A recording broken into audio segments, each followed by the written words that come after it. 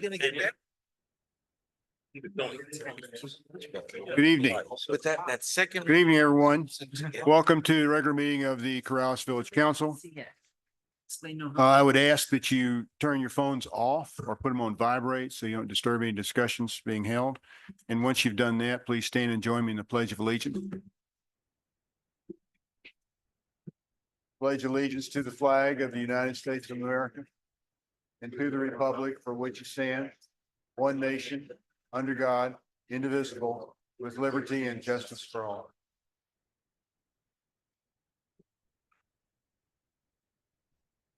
Councilor Miera, Present. Councilor Woolman. Here. Councilor Knight. Here. Councilor Alsabrook. Here. Councilor Burkett. Here. And Councilor Murray is in Colorado. Yes. I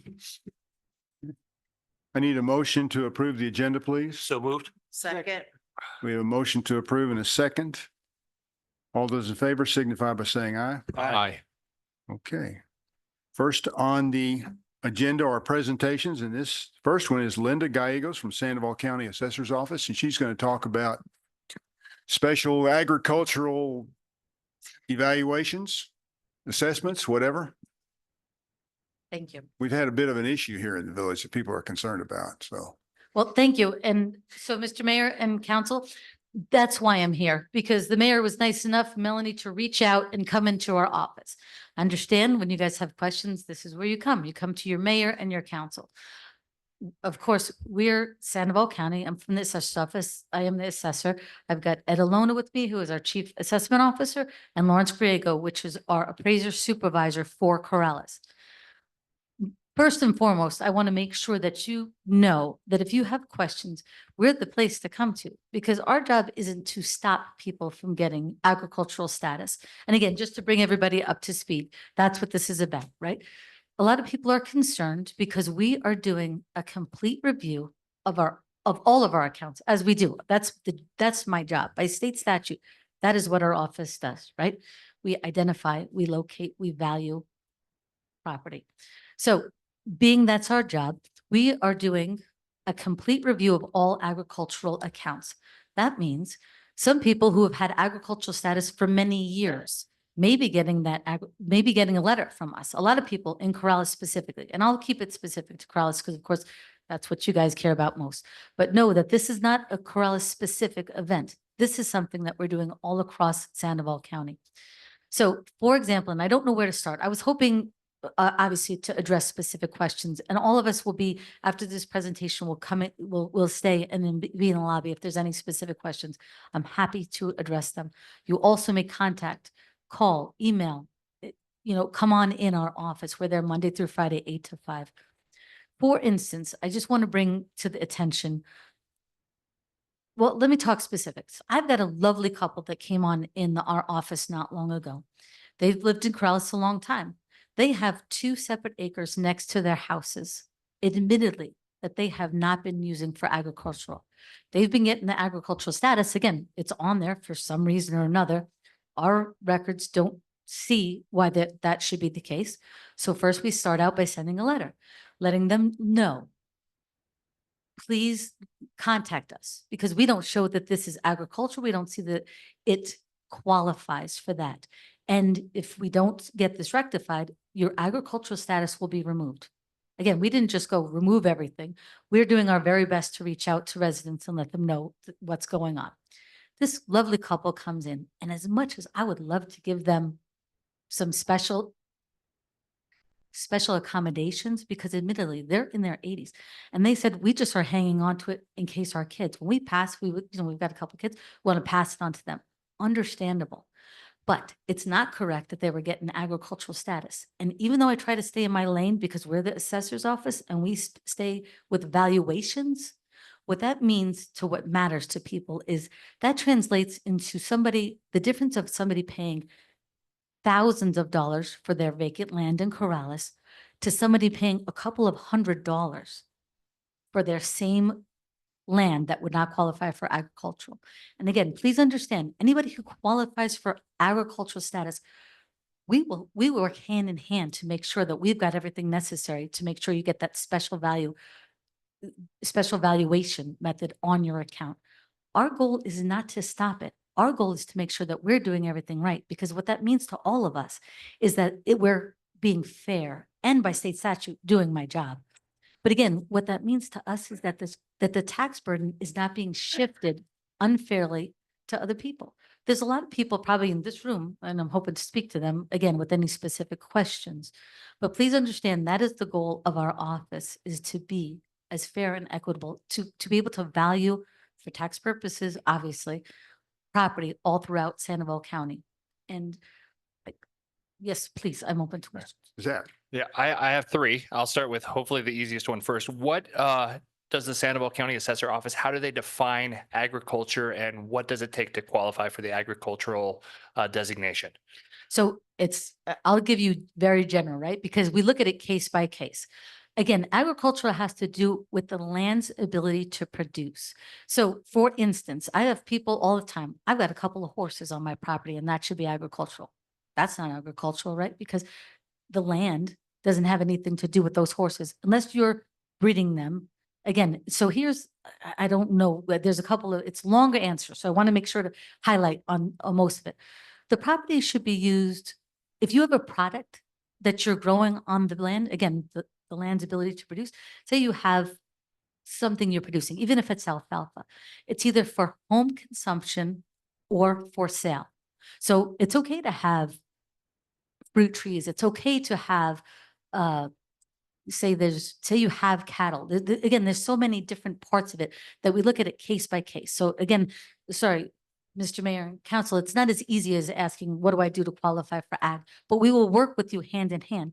And if you've got something specific, but again, just having a couple of horses on your property, that does not make your property agricultural. And that's the biggest misconception that we often handle for people from Corrales, because they've had horses and for one reason or another, they've also had agricultural status. Okay, so I guess along those same lines, just I guess 1B for the question, if they have 2 apple trees, or if they have half an acre of apple trees, I mean, it seems like there's a broad range for subjectivity here.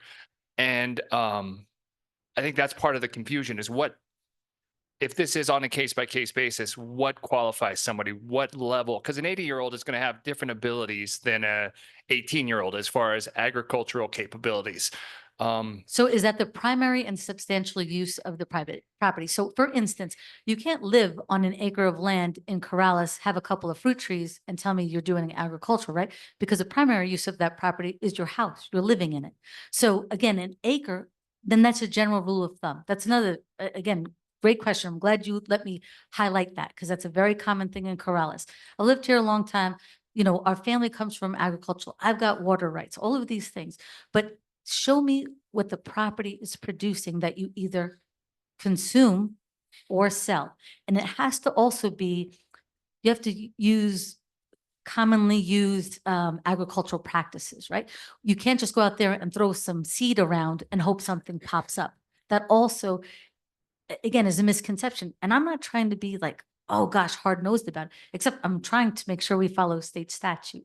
Okay. And also, I have to mention, which these guys understand so much better than me. Honestly, these guys have worked in the office a lot longer than me. They'll be here after me. Again, these are the experts to ask questions to, but I do want to let you know too, some people think of agricultural, like how New Mexico agricultural through that like agricultural status.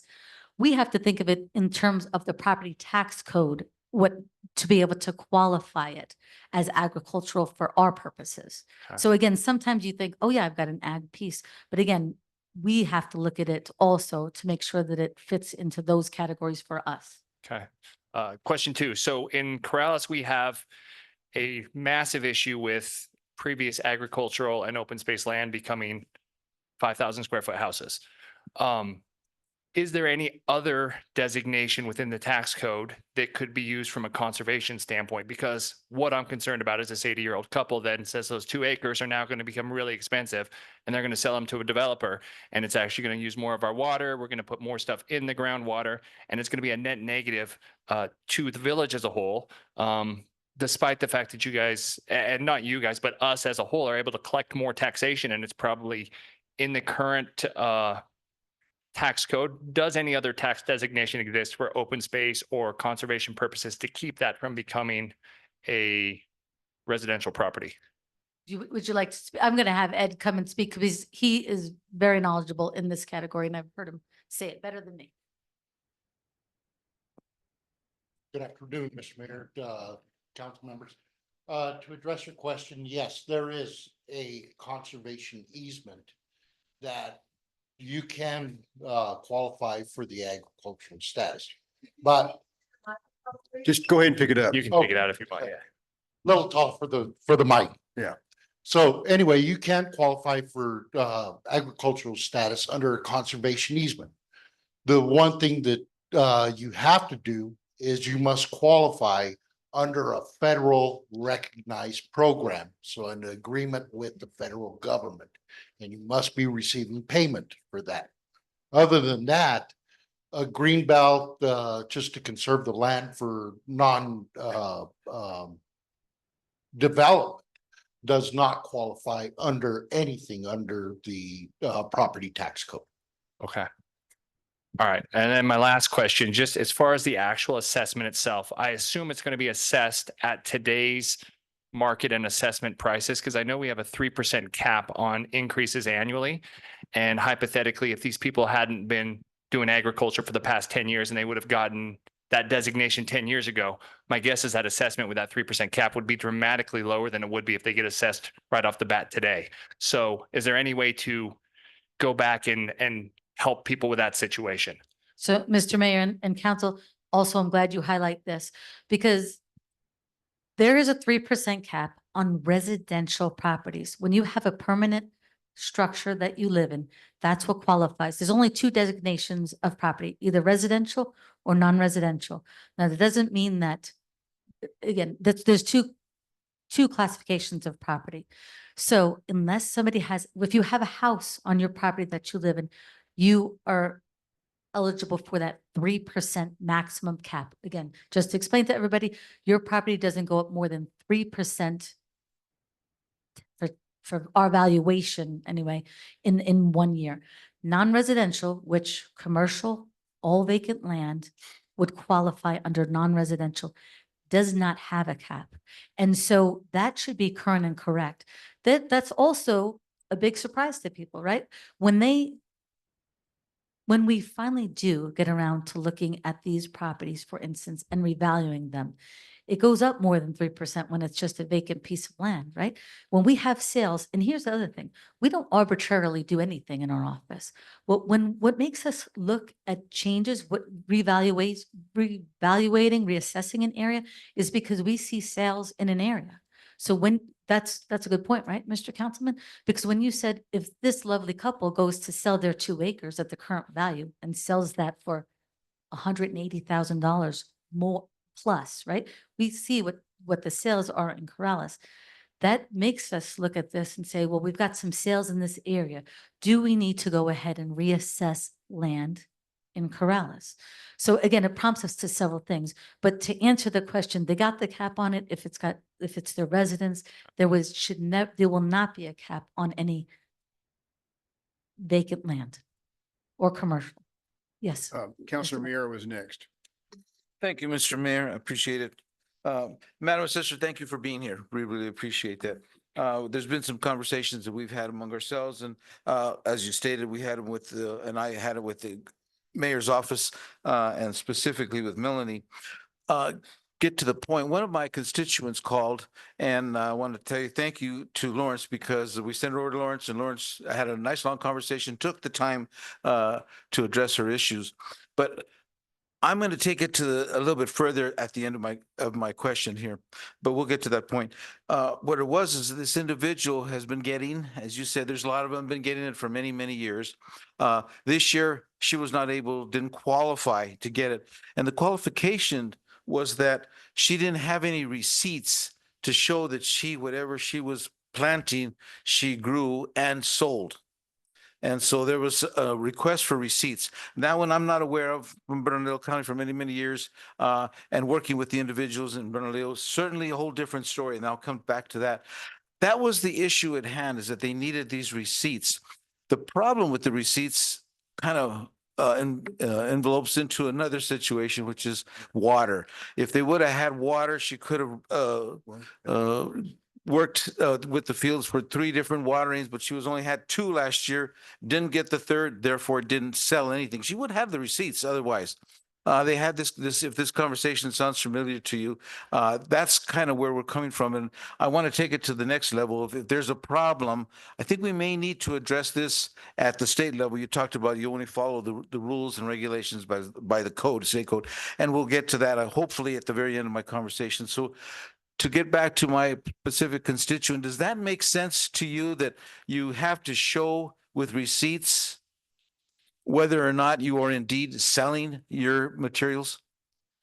So, Mr. Mayor and Council, that absolutely makes sense to me, right? Because if you are truly using it for sale, there should be records of that.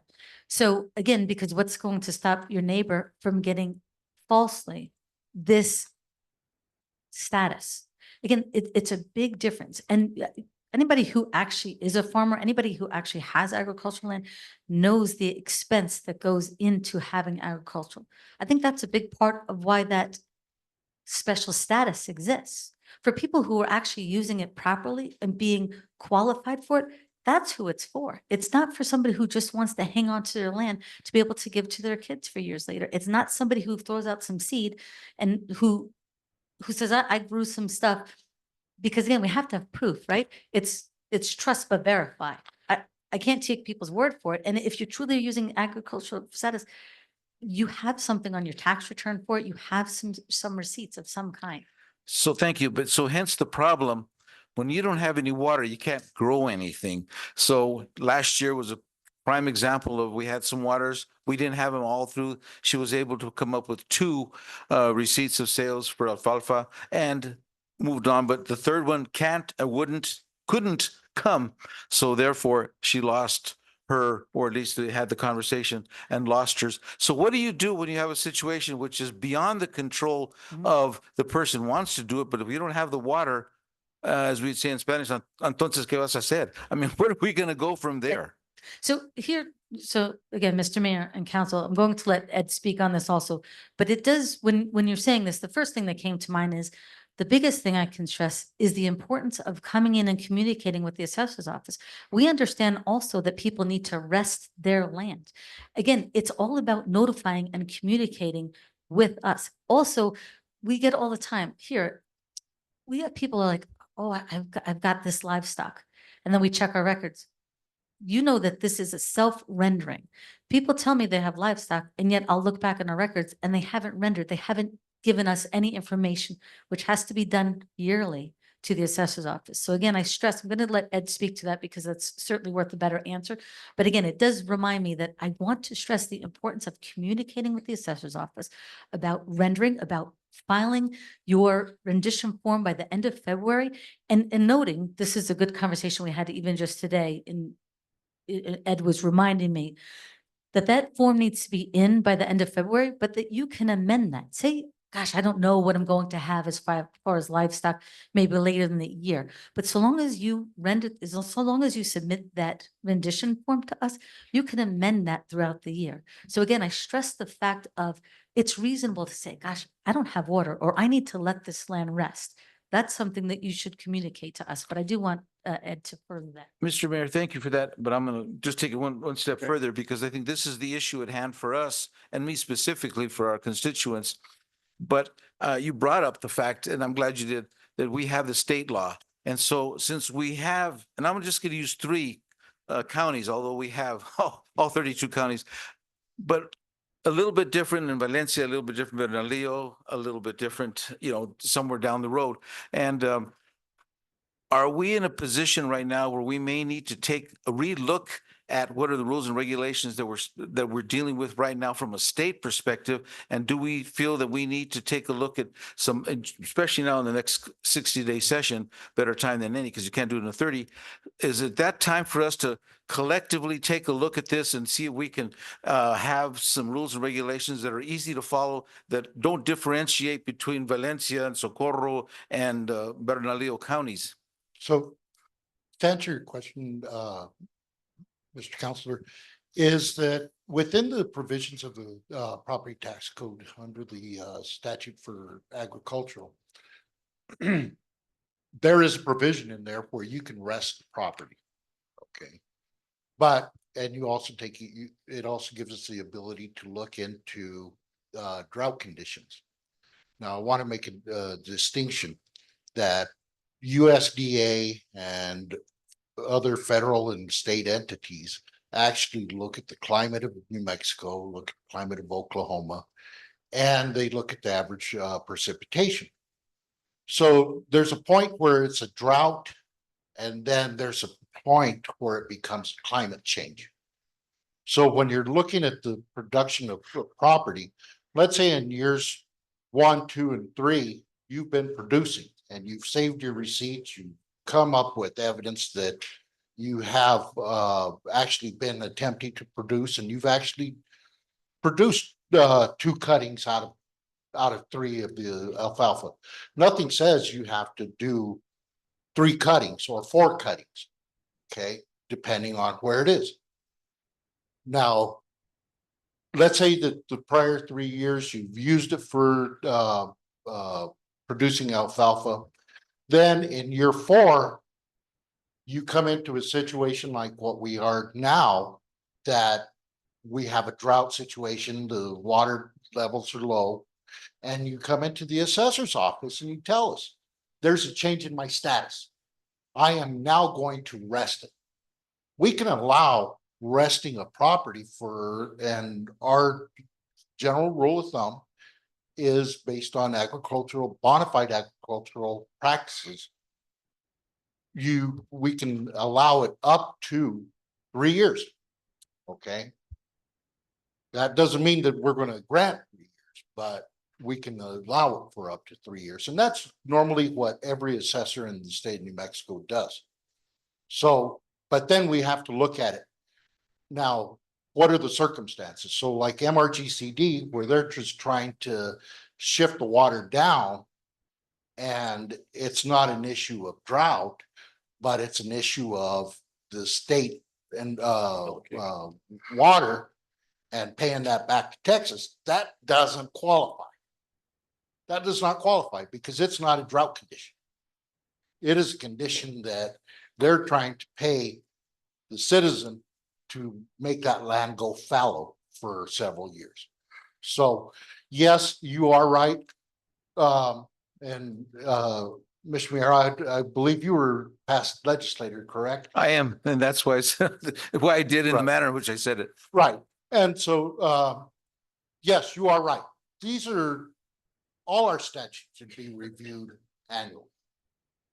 And by both the legislators and by the assessors. Now, the assessors really, we try to target our main focus. So like this year, our main focus is equitable disclosure. So, and this kind of gets off the topic, but it doesn't get off the topic. Is with residential property, it's a requirement for every homeowner that sells or purchases a residential parcel to report the selling price of that sale. Okay. Now, with non-residential, which everything else falls under non-residential, there is no requirement. So what does that happen, or what's the issue with that? Is it limits the assessor's ability to gather qualified sales and to make accurate valuations on property. So if you're not turning in your vacant land sales, and then all of a sudden 3 years later we have 10, 15, 3, whatever the case is, sales, and all of a sudden it jumps from, let's say, a $225,000 value per acre all the way up to 300,000. That can really do a major impact on everybody's pocketbook because you're not expecting it. So with that qualified disclosure, what we're trying to do is we're trying to get everybody that sells or buys property in New Mexico, and it's, I'm saying, an equitable disclosure in that we would still be limited to not being able to divulge sale information to anybody, okay? But it would give us the ability to more accurately value properties in all regions of Sandoval County and throughout New Mexico. And with that, it also will address your concerns that, okay, one of the proposals that they have out there is that they put a cap on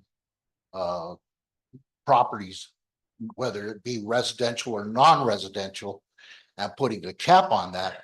So if it does go through, there could be that possibility that that cap goes into place. Thank you. Counselor Knight. Thank you, Mayor. Yeah, I wanted to know, is there a specific percentage of your acre that has to be identified as a crop to be able to get the eligibility of agricultural exemption? Okay, so Are you speaking about the acre that your house is on, a residential house? No, Or well, just the it's an acre, and all of us in Corrales at least have an acre, but some of us have vineyards or orchards that take up a third of that acre or a half of that acre. And do we get credit for that?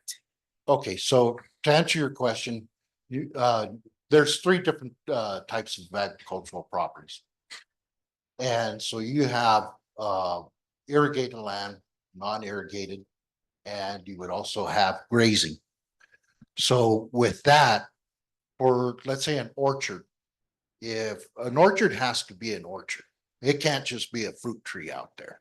Right. And the primary use of that fruit Well, has to be, let me be more specific. There are a lot of vineyards popping up all over Mhm. Corrales. They may not make wine, but they're selling their grapes to other vintners who can make wine. correct. So if half of their acre is in vines or a third of their acre is in vines, do they get that agricultural The- exemption? The qualification for irrigated land for crop production is 1 acre. That is in What about if statute. it's non-irrigated? If it's not irrigated, it's still 1 acre. So you It's have a to have a 1 crop on acre. 1 acre. You can't have a crop even though you're selling it any Correct. lower. Yeah, the minimum qualification is 1 acre. Thank you. And it's just like for grazing livestock. There's a carrying capacity that the property tax division puts out there and says, this is how many cattle you should be able to raise on a particular parcel without supplemental feed for at least 6 months. Now, orchards, they're a little bit different. So you can have under 1 acre, but it's an orchard. Fruit tree production. So with fruit tree production, there's been several cases within the Supreme Court, the appellate courts, and where people have gone through and they've had orchards, but the primary consumer of that product are the birds. So if they're going out there picking 1 or 2 bushels of fruit off of there, and the birds are eating the majority, then it's not the intent of the statute. The intent is to help the small subsistence farmer. Regulate the birds. Not to give a tax break to an individual. Right. Mayor, council members, I just wanted to add to what Ed was saying. And I think what I heard was if someone has a vineyard on their property, for instance, it's a 1 acre property with their house, and there's also vineyard on that property, on Correct. that 1 acre, we have to designate a minimum of 1 acre as residential land. Okay, and so what that means is the special method of valuation for agricultural would not qualify for that 1 acre. It doesn't mean that we're saying that you can't grow the crops on there, right? You can do whatever you want on that 1 acre if you want to have garden or orchard. But if it's part of that 1 acre, we have to set aside 1 acre as residential land. And that special method for agricultural does not apply to the residential land. Okay. If you had 1.2 acres, then 0.2 acres could potentially qualify. Yeah, we have to look at the primary deal is that it has to be a bona fide agricultural use and the primary and substantial use of the property. So if the primary and substantial use of the property is for a residential, is residence, then that's what we have to classify that. Okay, thank you for So clearing that so the up. bottom line is basically they need to come in, talk to you, fill out whatever form that is for that special agricultural that, and then you can better define what their situation is and how they can address it. Correct. And if you go to our website, to the assessor's website, under frequently asked questions or forms, there's a what we call our agricultural SOP or right. manual. And it gives both our staff, but also gives the public the ability to look through it and say, okay, this is what I have, this is what I want to do, this is what I qualify, and this is what I need to do to prove. Because at that point, when you apply for agricultural status, it's up to the property owner to prove a bona fide agricultural use. So that's for everybody to look at. So if you guys want to go onto the website, you have problems, give us a call at the office. We'll direct you how to get to that particular deal. Council Burkett. Yeah, two quick things. One, just a specific question as far as an example. We have a handful of properties within the village that donate via Seed to Need and other platforms, so they would have no receipts for sales. If they are letting a nonprofit come farm on their property, can they still get an agricultural exemption? You have the qualification that it must be for home consumption or for sale by yourself or someone else. So if you lease it and they in turn sell it, that's okay. What if they donate it? They can't donate because there's a qualification, and that's That seems- unfortunately, that's the way our legislators wrote it. That's why we may have That's- to take a look at. Yeah. it. All right, and then the second comment, and I mean, the most interesting and maybe troubling thing I found about all the comments, and I appreciate all the information, is we cannot separate drought by climate versus drought by bureaucracy. Like where we're just letting water run down and that's not considered a drought because to our farmers, it's a real drought, whether the water's not getting to them because the state says you can't have it or because the rain's not dropping it. They don't care because same end result. So that certainly needs to be solved. But once qualifying, so let's take the case of the MRGC deal is where they're paying you not to farm it. There's a difference between that and not having water run down the Rio. They're not Grande paying and everyone the- not to farm though. I mean, like this year, we thought we were going to be able to farm or people thought they were. And come July, they find out that they're not because the water runs dry. The time, the effort, the energy that you guys say is necessary for agriculture all happened. There just was no output. Sure. So all they have to do as a property owner, as a farmer, all you have to do is come into our office and notify us. At that point, you say, I'm resting it. I need to rest it because of the drought. We'll take a look at it. We'll go out there and see what the circumstances. We'll talk to MRGCD. We'll talk to everybody that we can and see what can be done. But there's limitations on how long we can let it rest. So Well, we're, that it's a process. You can't just say, I'm gonna let it go fallow for 3 years. well, I mean, we may not, It's a process. we may be saying that, but not because of our choice. We're in year 2 now of MRGC, these siphon issues. And to think that they're going to fix it by next year, I think is very optimistic. So farmers are going to go into 4 years for sure of having less than adequate water. And that's not their choice. So we need to, if 3's the hard stop threshold, we're going to have a lot of farmers come year 4 that are going to lose this exemption and Right. they're going to quit farming. And I do understand the Wait. issue with the siphon and stuff like that. And, that's why you have an assessor that can actually look at what are the circumstances on there. If it's, like I said, it's a general rule, 3 years. But the assessor has the ability to extend that based on circumstances. So if there's this, like the circumstance with the siphon, it needs to go to 4 years. She has that ability. Thank you. Councilor Knight. No, I just wanted to make sure you all know about our problems with the siphon. Yes. Yes, and I do want to express, most of the people here, myself included, I've lived in Sandoval County for almost 50 years. Went to school together with this gal right here, played soccer together. Our rich family, we said, lived in Corrales. We stayed in Rio Rancho because we couldn't quite afford coming down this way. But I say that to you because I read the next door. I come to the meetings. I read the newspaper. We're well aware of the issues that Corrales specifically is having. And that's why I really appreciate the counselor mentioning and understanding some of these changes that needs to be made has to happen in legislation. Because again, I have to follow state statute, and I appreciate that Ed says we do have some leniency. We have the ability to be reasonable people, right? And we try to exercise it as much as possible. So, but again, I do hope that it does stress the importance of communicating back and forth and contacting your legislators to make changes that are beyond our control. Council Miera. Thank you, Mr. Mayor. Thank you, Madam Assessor, for saying that and for reaffirming that, because as we go through that, we want to be able to have assessors as yourself and your staff and all the others get together to move in that one direction and have one piece of legislation that everybody's looked at prior to its introduction, either on the floor, in our committee room.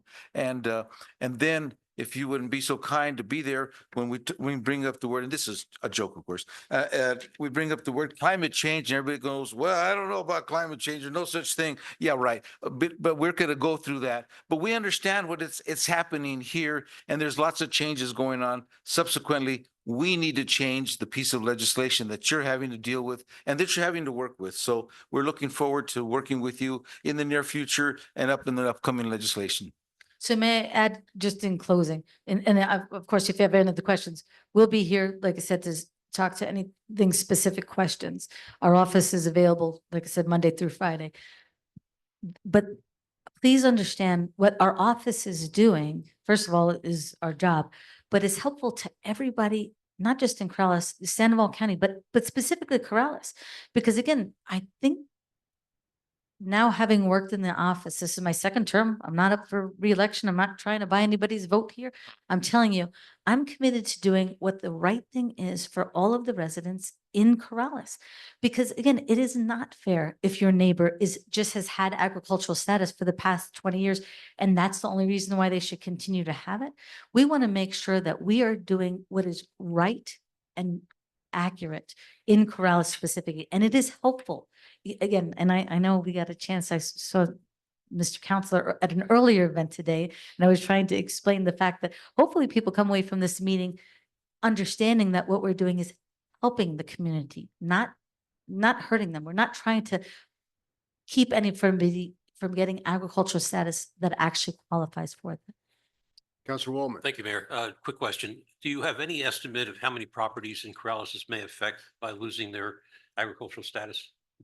Well, we're in the middle of a review right now of all agricultural accounts, and I would say most of them still are qualified for agricultural. So it's not like everybody's getting agricultural removed.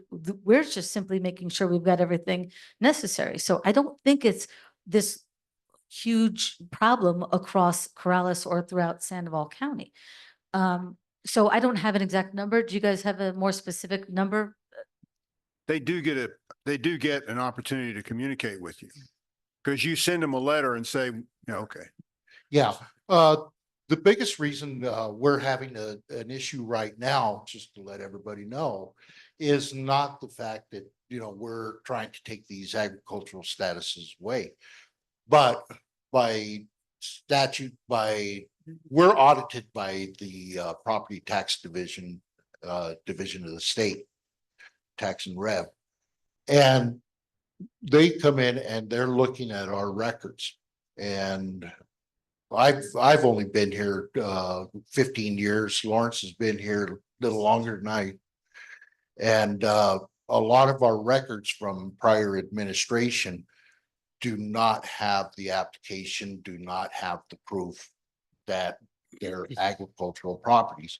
Well, to stay in compliance with the statutes and keeping Madam Assessor out of the newspaper and out of hot water, should I say, out of jail. And the staff ourselves, is that we have to comply.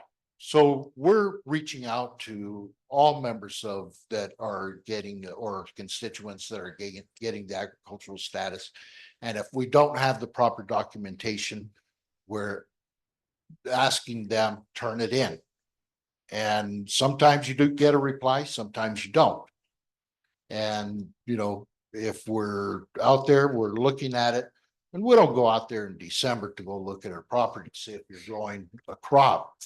We're gonna go when it's prime growing season, you know, and see if there's a crop going, or if there's an attempt to be made, you know, what it is.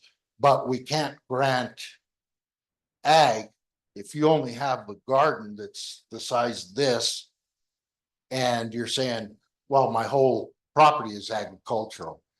Because really, what would you qualify? That piece of land that was actually producing. But they put the additional requirement that says you must have at least 1 acre. So there's a lot of factors that go into it. But, you know, the best thing for anybody to do is just come into the office, talk to us, give them the guidance they need. We can't give them any type of legal advice.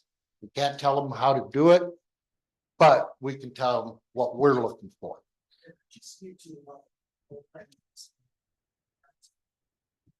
Okay, so that's a good question. And thank you, Lawrence. Lawrence asked if I would speak to attempt to grow. So if you're making, the way that the statute is written, it must be bona fide agricultural use and using agricultural standards, okay? So if you're going out there, you're tilling the ground, you're irrigating it, and you're planting the seed, and all of a sudden we have a drought, like you said, then there's an attempt. We can see that. Save your receipts. You know, show your water consumption through MRGCD or your well water, you know, whatever you have, and show us that you have at least attempted to. If it fails, it failed. That all happens to all of us. You know, we're going to lose cattle, we're going to lose crops. So what Yeah. you're talking about is documentation, Yes, and bring that down to you guys. yes, And show so that then they Yeah. can consider that as part of the application form perhaps. correct. And then you put that form, that special form with their records. And do they have to do that every year? As long as they're not producing a crop. So let's say they have issues where drought, you want to let us know. Okay. You want to let us know, because it's up to you to let the assessor know when the use has changed. So technically, when you're growing a crop, the use hasn't changed. But once the use changes to a resting period, it's required that the property owner notify the assessor. So that way you don't get a surprise with your property tax. But Mr. Mayor, to maybe answer the other part of that question is, again, if the status changes, you need to notify us. But if you're growing crops and you're already approved for agricultural status, you do not need to notify us every single year. When I was referring before is every year you need to render your livestock.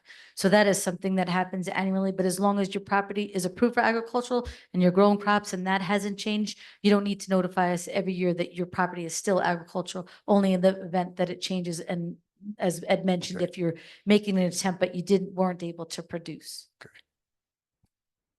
Linda just touched on something, and I'm sure this is going to bring up some questions for everybody. Is every year, like Linda said, it's required by the last day of February that any livestock owner must render their livestock to the state of New Mexico or to the Sandoval County. And so you're looking at it, and on this form, it says horses. And horses are livestock. But the way the state of New Mexico did this, there's two different areas within the statutes out there. One is addressing the livestock board and that type of agriculture. And then we have the property tax code that addresses valuation of the property and what's agricultural. So like horses, it's required that you render those and you pay taxes on them. Because your horses, your cattle, your sheep, all that, a portion of that money is going to the New Mexico Livestock Board, New Mexico Department of Agriculture, and stuff like that. So that's what gives them revenues, because they're pretty much self-funded. Whereas our property tax code is specific to the valuation of property. So just want to make sure that there's a clarification that just because they say that's livestock, doesn't mean that it's livestock for taxation purposes. Bill, Yeah, just a quick follow-up to Councilor Burkett's first question, I believe, of his 17. You indicated that the 3% cap is only on residential property. And that retroactively, it could be that for 10 or 15 or 20 years, people have been getting no increase in their taxes. Is it likely that those people are going to be facing a tax bill of 20 years worth of increased taxes because they were perhaps designated as agriculture and it may not have been? So no, we will not go backwards. Again, I don't know if you might be speaking of the fact that we can go back to do a 10-year omit. If we find that this is just general information. If you've done an addition to your house, if you've made a substantial change to your house and you haven't notified the assessor's office, that's not related to ag. Say you made an addition to your house and you didn't notify us, we can go back up to 10 years and go ahead and back tax you for an addition like that. In the case of property values, non-residential, again, vacant land, agricultural status, we do not go retroactive and bill up to 10 years, but 10 years is the maximum amount that we'd be able to do an omit for. But we wouldn't be doing it on the non-residential, But not on agricultural land. not in agriculture. Thank you, Mayor. sure enough. Hey, guys, thank you very much. Thank you. I think the bottom line is communication. People need to contact your office, go on the website, and then fill out the proper forms, and then sit down and talk to you if there's an issue. And this is not an attempt to not be met with the pitchforks in the lobby, but I have to tell you, although I lived in Rio Rancho, I think I've mentioned this to the mayor. I was a volunteer here in Corrales on the soccer. I was on the board. I was your head referee for many years. I probably coached some of your kids here in Corrales. And I only say that because it's got the best volunteer program in the surrounding areas, that your community comes together and does a lot to help one another in the community. And so even though I lived in Rio Rancho, I did volunteer down here in Corrales because, again, the participation that your community does have. And I plan to reciprocate that. Again, you come to the county, we're not on the opposite sides of the table here. We're working together towards the common goal of just being accurate. But I do appreciate your time tonight. Thank you for Oh, allowing us thank to you come. for your time. Thank you, Madam Assessor. Ed? Lawrence? Really appreciate it. Thank you. Okay, so now we're going to move on to Chris Allen on the comprehensive plan.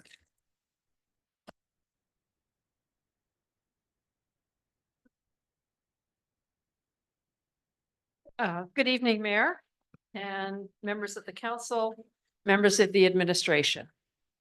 Thank you for allowing me to speak tonight to give you an update on where we are in the comprehensive plan.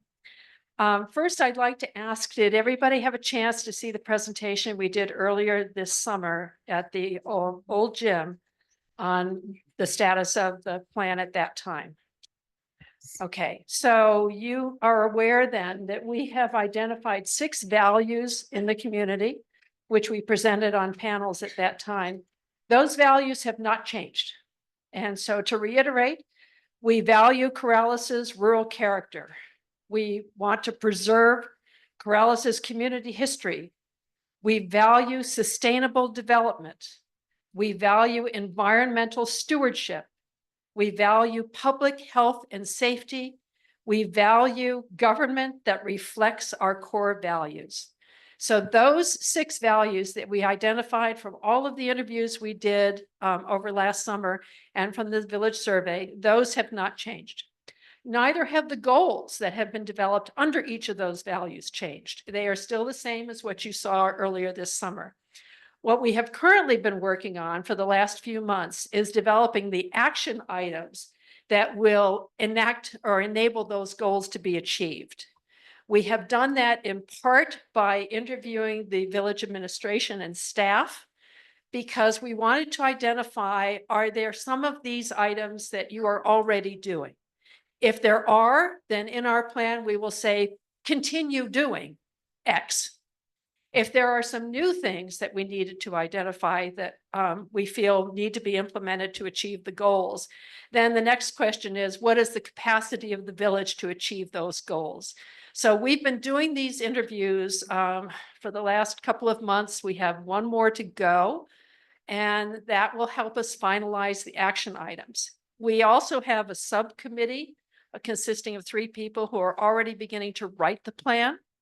So our hope is that we will be able to complete a draft of the plan by early October. We would then put it back out for public input. We would then revise it according to any public input we receive. And the goal, fingers crossed, is to get it before you by the first meeting in November for review and adoption. It's a tentative goal because things happen, but that's what we're shooting for. Are there any questions? Councilor Mira. Thank you, Mr. Mayor. Thank you, Chris, for all your work. I'm going to ask you a question here that it is part of that, obviously, to do with the comprehensive plan. You've probably been keeping an eye on us as well. And we're dealing with a situation right now where we have another plan that's out there for us for evaluation. But we've kind of like took a back step to see what you're going to be bringing forward. So I'm going to put you on the spot in a way, asking you to give your opinion, Chris Allen's opinion, not necessarily that of the entire thing. Have you had a chance to read the other plan that we're making reference to with Main Street? I've glanced at it. I have not read it in depth.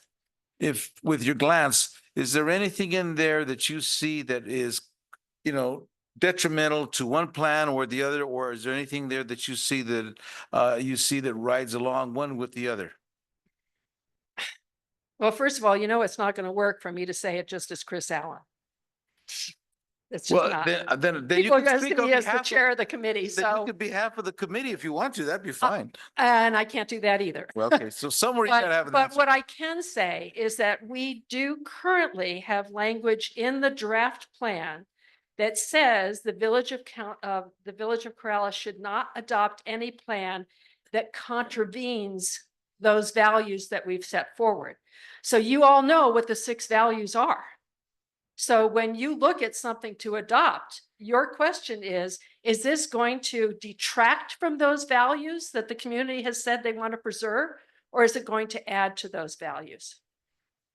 So that's the best I can do for you right now. That's all I was asking. I- And in that same reference with regards to, well, where that you'd like to see us as I was trying to quickly go down those, understanding the public health and the system, but in the action items, is there any suggestions that you see forthcoming for us to be able to say, we'd like you to move in this particular direction, all the while you, more than anyone, understanding that whether it's the Main Street program or what you're bringing to us, it has to come through the council and for ratification, but then more than that is that whatever the action plan might be, or any other plan would be, is if we're going to be building anything or supporting anything, it's going to have to go through planning I and think these zoning. questions are unfair.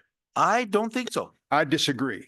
I think they're unfair. Why would like they you to be stop. unfair? I would like for you to stop I know you'd like for me to stop, but I would like to know why you think it's unfair.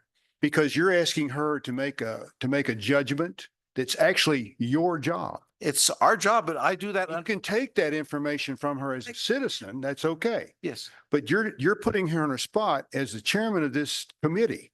And I think that's unfair. Well, the. It's right, reason I wrong, or disagree whatever. with I you think for it's unfair. The reason it's unfair is because we have to make decisions based on what they're going to come forward with. And it will come And forward and you'll when get an it- opportunity to look at it. And nobody said that we weren't, but I would like to know what that information may be forthcoming. Okay. She Counselor- told you when it would be Counselor forthcoming. Vieira, as I said, we have 6 basic tenets in the plan, values the community has identified. Those have not changed. I don't have any reason to suspect they will change. They're pretty set in concrete. So we will, in addition to having the public meetings, we will try and schedule a work study session with you, the governing body, so that you can have a look at the plan before we formally present it to you for adoption. So I can't tell you, probably sometime in October is what we're looking at.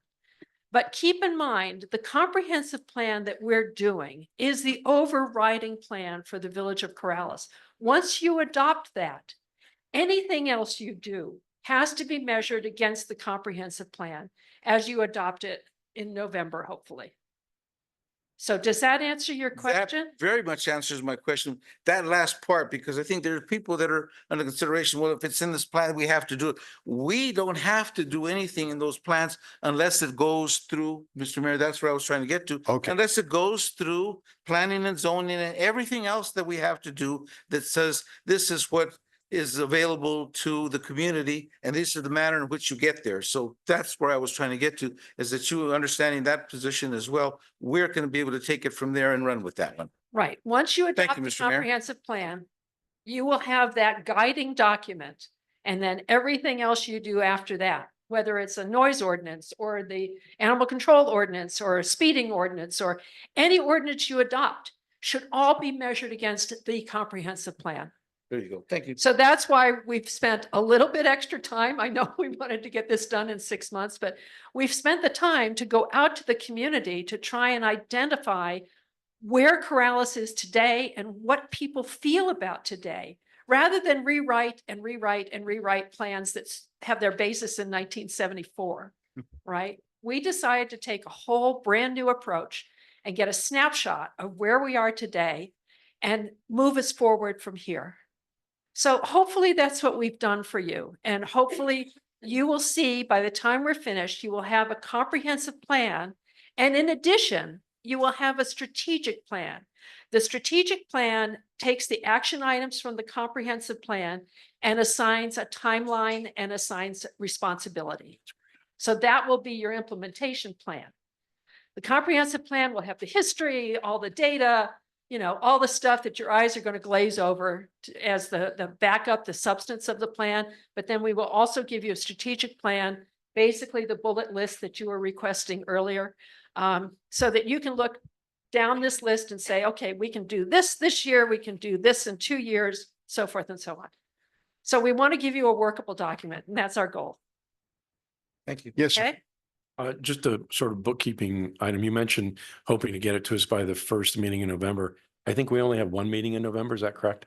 Yeah, it'll be the first one. And the We're- last one. We're going to do our best.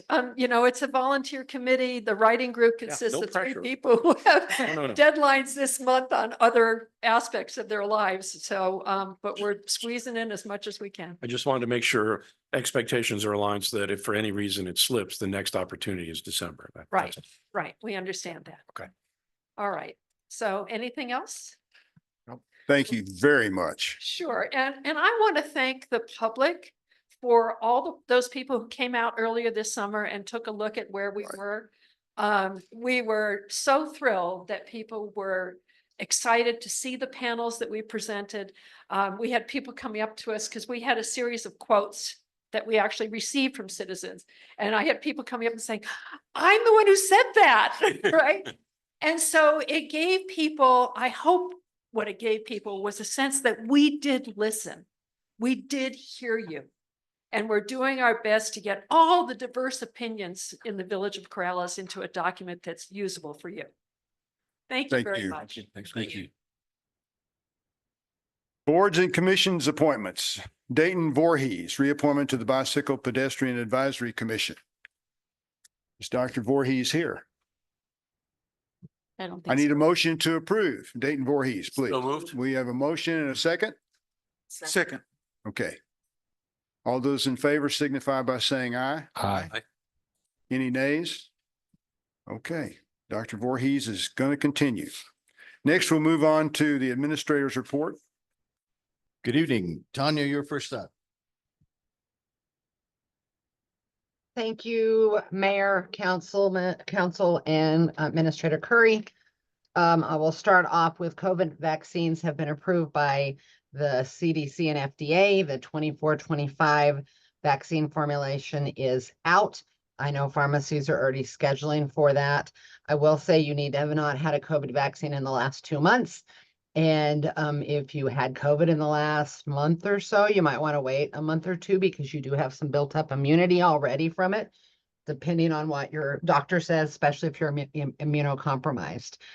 And along with COVID numbers are still pretty high.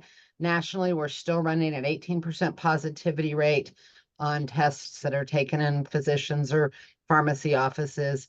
Emergency departments, 2.5% of all visits are for COVID. Severity indicators, which is hospitalizations, 4.4 per 100,000 nationwide, which is up from 4.1. We do know that the hospitalizations is later. It's test first, get sick, then hospitalizations. And 1.8% of all deaths right now nationwide are attributed to COVID. New Mexico is still saying high with wastewater numbers still being in the high to very high in all of the reporting 8 places in New Mexico. Flu is minimal in New Mexico and most of the United States. There are one place in the South that is got some low.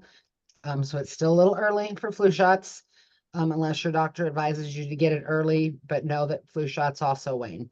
I'm going to talk one more thing, West Nile virus. So we have had 8 cases of West Nile virus in New Mexico this year so far. 1 out of 5 people will get symptoms of West Nile, fever, body aches, rash, those kind of things.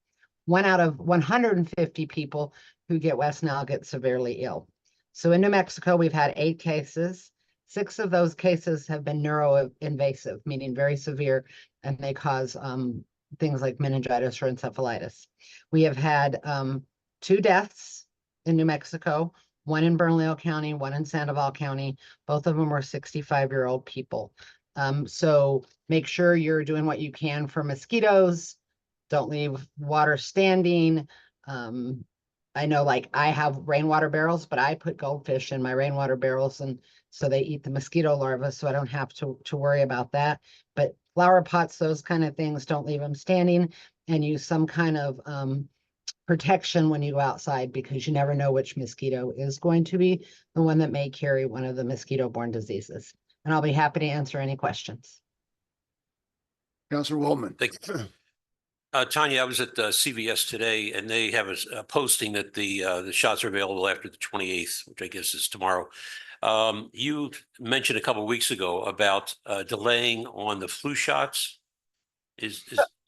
So your flu shots also have an infinite span, don't have an infinite span. You get good protection and then it starts waning. If that's just the way flu shots have worked. So if you get a flu shot in the 1st of September and we don't get flu in New Mexico till the 1st of November, you got all of September and all of October. So you've already lost 2 months of immunity.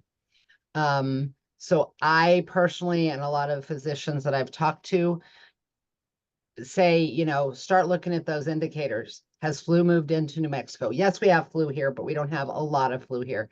And decide when you're going to get it. Or talk to your doctor and say, will you write me a prescription for a second flu shot? Because sometimes we have really long flu seasons that go 6 months. That's really a long time if you got a vaccine in October and we're still only seeing a lot of flu in March.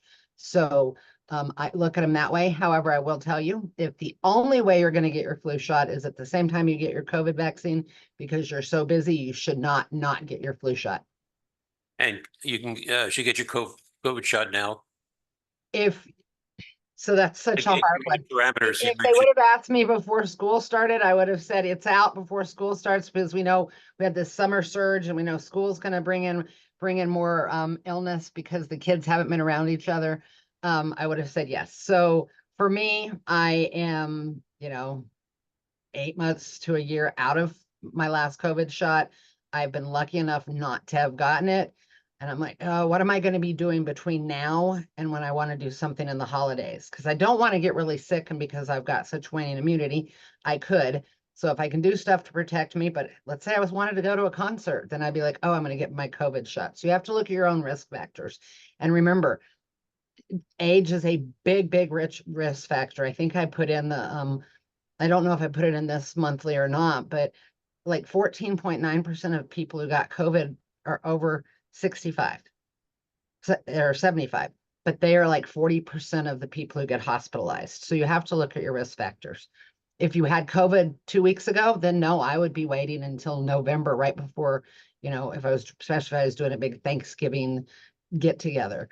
I have family members who just had COVID. I'm like, oh, you're going to get it in November. So it's really what your risks are. You can talk to your personal physician about it because you may be a person who qualifies for, there's a monoclonal antibody out there that is not getting a lot of information for people who are immune compromised. You can go, and we have clinics in New Mexico in the Albuquerque area. If you're on certain medications, you can get a monoclonal antibody or ahead of time that they infuse in you, because we know the shots don't work as well on people with certain immune system problems. So it's really a matter of risk for each person and where they're at in their health status and how long it's been since a vaccine. Great. Thank you, Tanya. You're welcome. Anyone else? Okay. Thank you, Tanya. Thank you, Tanya. Second thing I wanted to mention is that the mayor and I attended a follow-up meeting or a continuing meeting with the Sandoval County Regional Emergency Communication Center. I think you're all familiar with it called SHREC today, and it was chaired by Manager Wayne Johnson of Sandoval County. And it's a continuation of meetings that are going on so that when the separation between the SHREC and Rio Rancho takes place in June 30th of next year, that we should have a seamless transfer in a lot of different ways so that the dispatch capabilities of our fire department and our police department work accordingly with this new system that we're setting up. The new system is the old system. Rio Rancho is leaving and setting up their own. There's a lot of cross-pollination with properties that the Sandoval County has bought. There's inventories. We even have a tower here on Angel Road that belongs to us, but it's part of the SHREC system. So it takes a lot of planning so that there is no gap when the separation does take place. This was not a separation that was something that we asked for. It was something that Rio Rancho essentially initiated on its own. But I'll have to say that my impression, the mayor's impression is that we believe that the consultants that they're working with and the progress that we're making, both from an organizational point of view, and I know that both fire chief and police chief are also working from an operational point of view as we move forward with this new plan. But I know you all in the past have received letters regarding this issue, especially when the separation took place. And I just report tonight that I think that the progress that we're making is going to allow for us, hopefully, a seamless transition come June 30th of 25. So, and there'll be more updates on this, but it's a bigger process than you might imagine because there is such a large quantity of inventory. There's a lot of different employees involved. The state auditor got involved to make sure that there's no lost assets one way or another for any entity. Corrales is not the biggest fish in the pond, but we're an important fish in the pond because we have to, the goal of this is to make sure in a dispatch situation, whether it's the fire chief or the police chief coming to one of your homes or one of your constituents' homes, that we get the best service possible. And I know that's what Anthony and Vic are striving for. Any questions? Okay, a couple of factoids here. The Corrales Library And I think that you all have been in there at one time or another, or your children have, or your grandchildren. It's a pretty cool place. They have chess clubs. They have story time. Story time was written up in the Albuquerque Journal a few months ago as being one of the best story times. They have conversational Spanish for us gringos that have to go over there and learn how to speak it, you know? And so, but it was an interesting thing. I was talking to Marion, and I was just asking her about the library cards.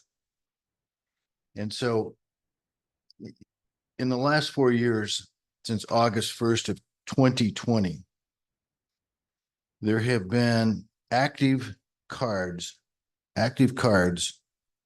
for the Corrales Library since August 1st, 2020, been 3,866.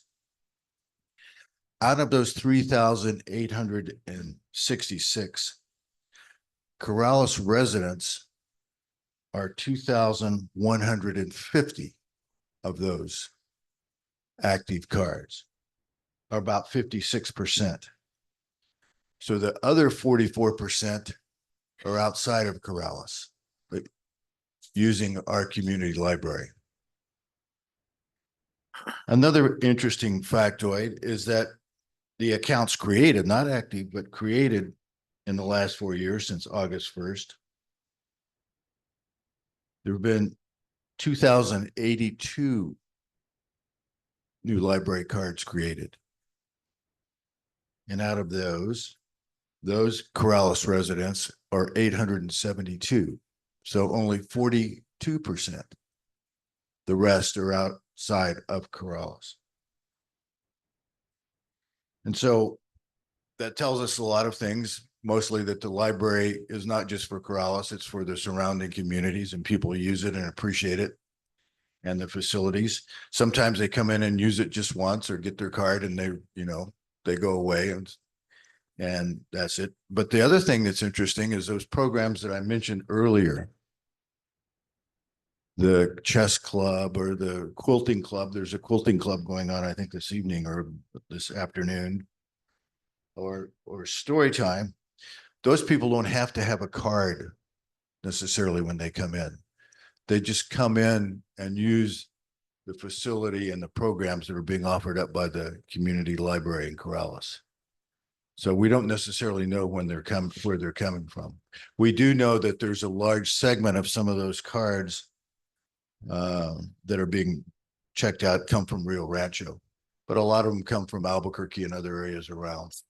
So, but it's just an interesting factoid that, especially the last one, the accounts created since August 1st of 2020, only 42% of them have come from the village of Corrales.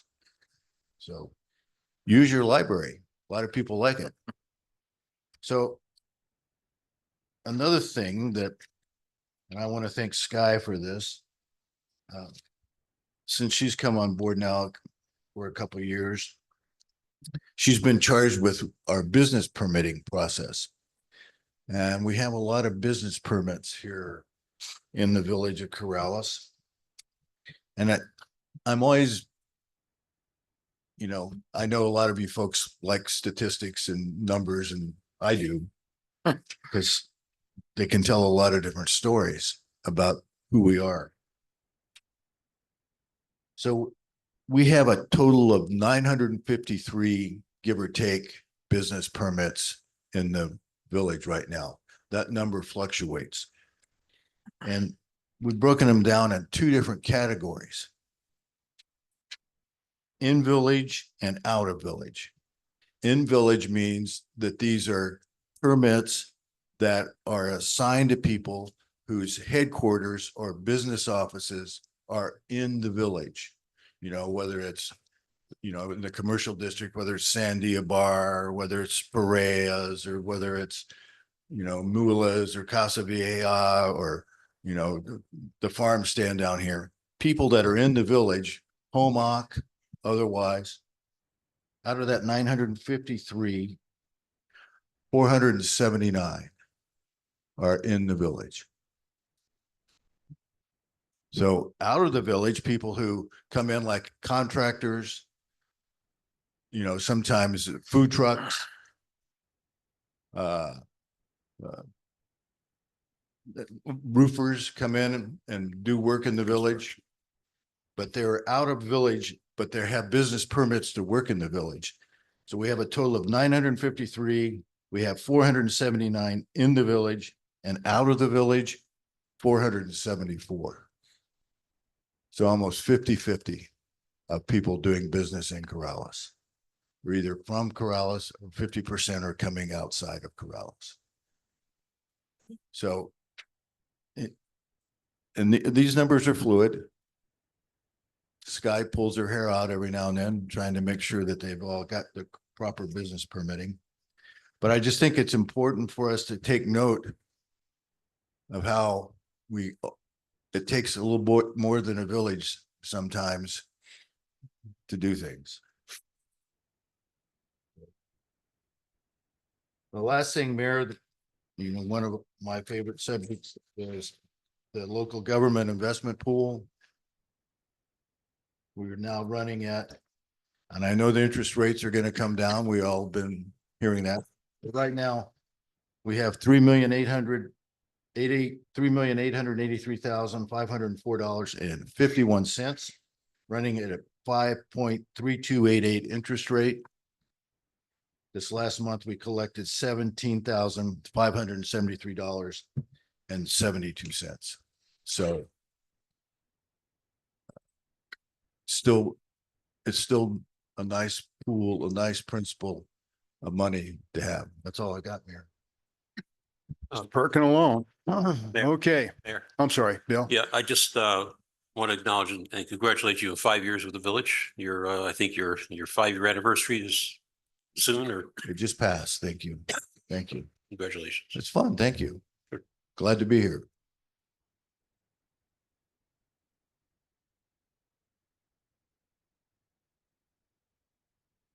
We don't want it to go to his head now. I was hesitant to say. Sure. So now we'll move on to Corleone's Forum. This section is for informational purposes only, not for discussion and debate. To inform the governing body of an issue or concern that would not be addressed on the agenda during the business session. There is a 3-minute time limit this time. Who do you have? First, we have Bob Eichhorst. And if you could please come to the podium, state your name and address for the record, you will have 3 minutes. You just said my name, so you know my name is Bob Eichhorst. Counselors, I want to remind you, when we voted this in 71, we did it primarily to keep Albuquerque away from us. All the ordinances you guys have been passing are worse than Albuquerque has. You were demanding things that Albuquerqueans don't have to do, and I don't understand that. We keep talking about being a rural village, and yet later on tonight, we got 2 ordinances that are not rural. We worked hard to get this village in. I voted in 71. I don't know how many of you guys were here, but I was here. I voted in 71. It's important. We have become an HOA. And I never voted to become an HOA.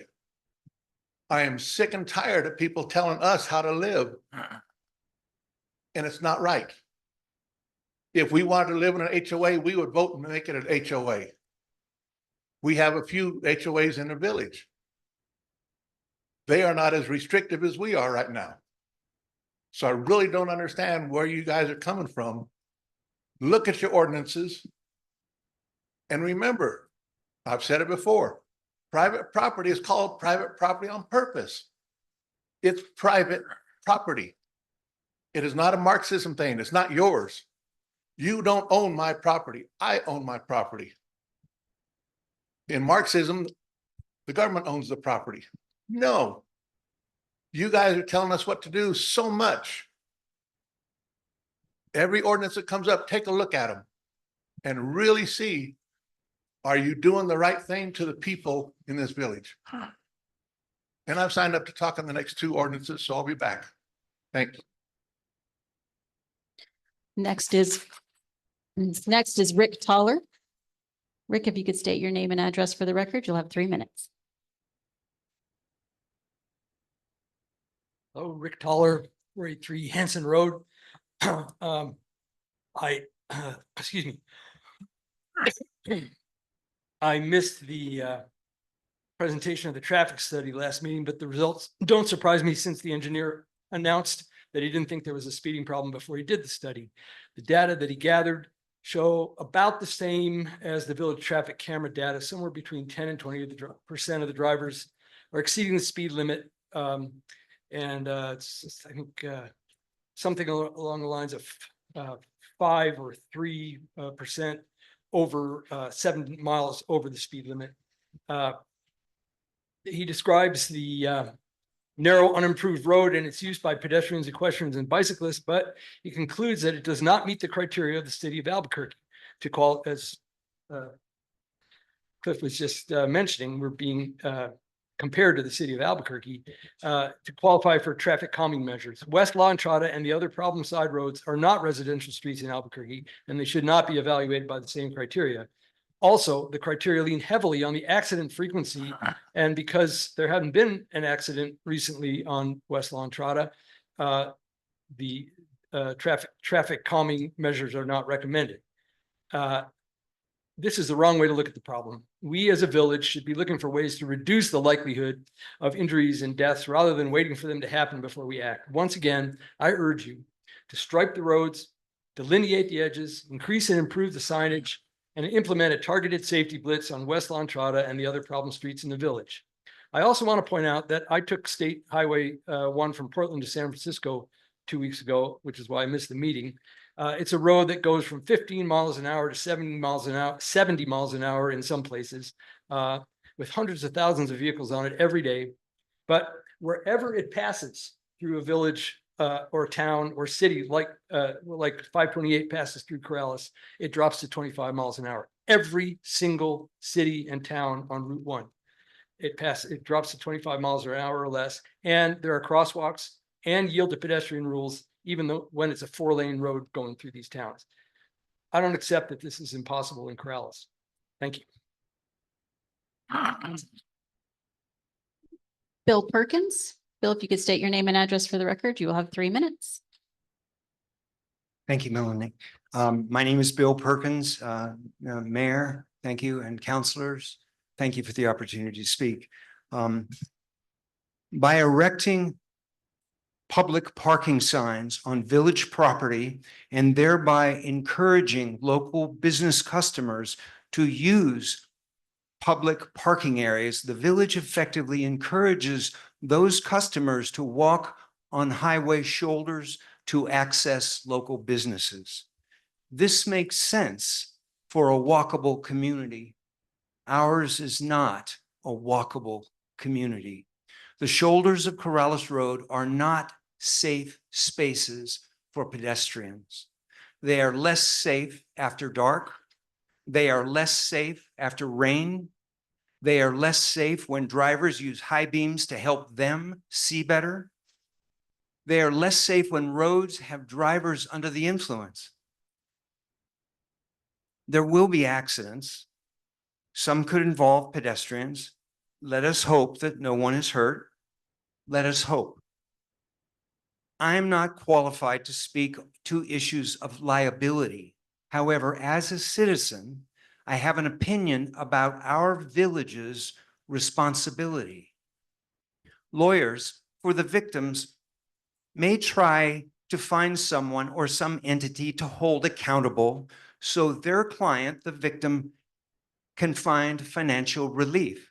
I believe the village will likely be found to share in the responsibility given the new dynamics along Corrales Road. Corrales is at a crossroads. We straddle the line between being a refuge for our citizens escaping urban sprawl and being a destination for others to come and enjoy. The inherent tension underlies so many of the topics that come before this council. Corrales Road is our lifeline. We can tackle issues one at a time and do the best we can, deferring hard decisions, or we can look seriously at the challenge and plan responsibly for our future.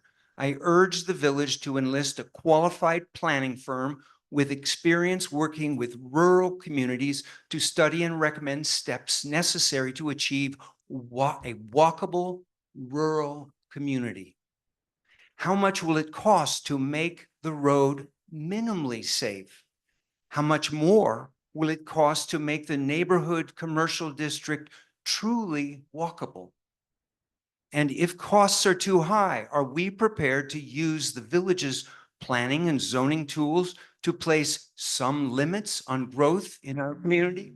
Thank you. That's your time. One sentence. We should, I believe, not go forward blindly. Thank you. Where did you get that buzzer? I downloaded it from the internet. Oh, gosh. Man. A little rough. That's aggressive. And I- last I up tonight. apologize. I apologize, Bill. I wasn't anticipating that thing. We were all as startled as you were. And last speaker for the evening on this topic, Alana McGrattan. Is Alana still here?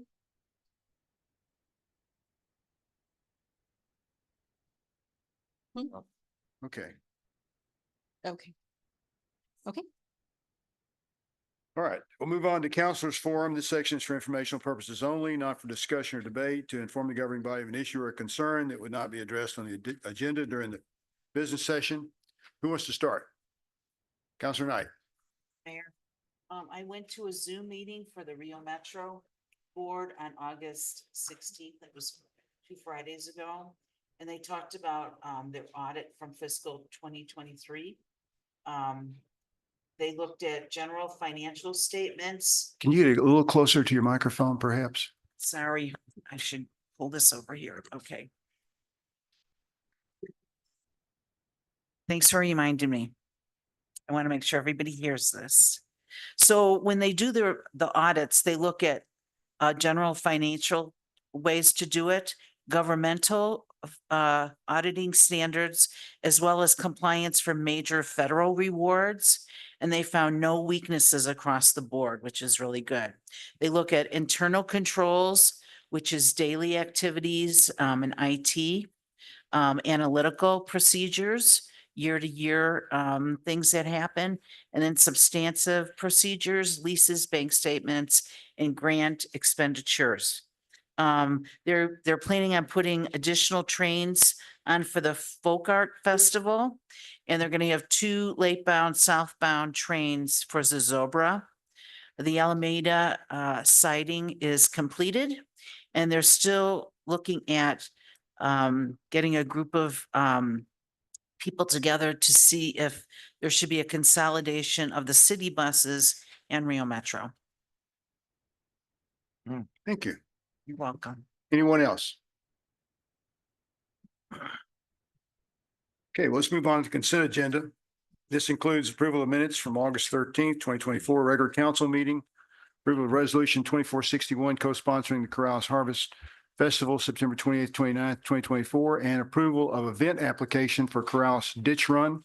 Do I have a motion to approve the consent moved. agenda? Second. Okay, we have a motion and a second. Would the ditch run person like to speak? The tech runner. No. Well, we appreciate you being here. Thank you, Mayor, councilors, and administration. I am Maureen Cook, and I'm really excited for this year's ditch run. It's on Sunday, September 22nd. And if you have not been to the ditch run, we would love for you to come join us. It's a great community event, brings lots of Corrales folks together, and you get to expend some energy walking or running. And we have local food and beverages, and the event takes place at the rec center. Any questions? What time does it start? The first half marathon starts at 7:30 in the morning.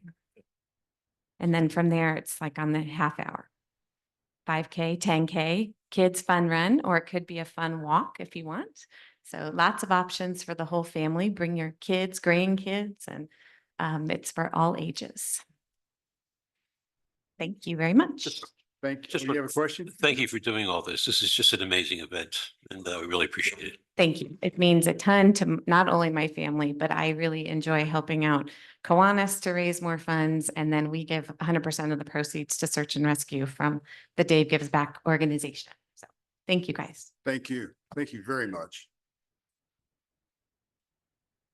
Mayor, Oh, yes. I did have a question about the Harvest Festival, not removed from the consent agenda, but will the growers market be in Yes. their place? Yes, Okay, on Sunday. on Sunday morning. Yes, that's already been worked out. I didn't hear anything today, so I'm assuming there wasn't any fight last night. So yeah, it's been covered. Perfect. Thank you. Okay, so Counselor Burkett, how do you vote? Aye. Counselor Alsobrook, Aye. Counselor Knight, Aye.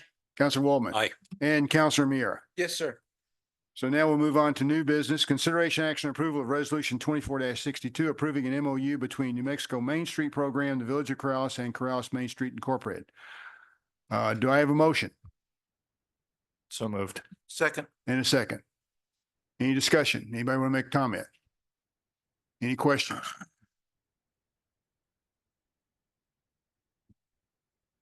Did you want to say anything, Angela? Okay. All right. Well, then let's vote. Counselor Meara, how do you Yes, vote? sir. Counselor Woolman, Aye. Counselor Knight, Aye. Counselor Alsobrook, No. and Counselor Burkett. Aye. All right, we passed that 4-1. Next, we go to discussion of possible changes to section 14-116 of the Village Code, environmental nuisances to add vegetation management. Do I have a motion? Oh, we're not moving on this. It's just discussion. Anthony, you wanted to talk. Did you want to talk now or did you not want to talk? Say again? Oh, Sherry's online. Okay, sorry. Sherry, would you like to speak?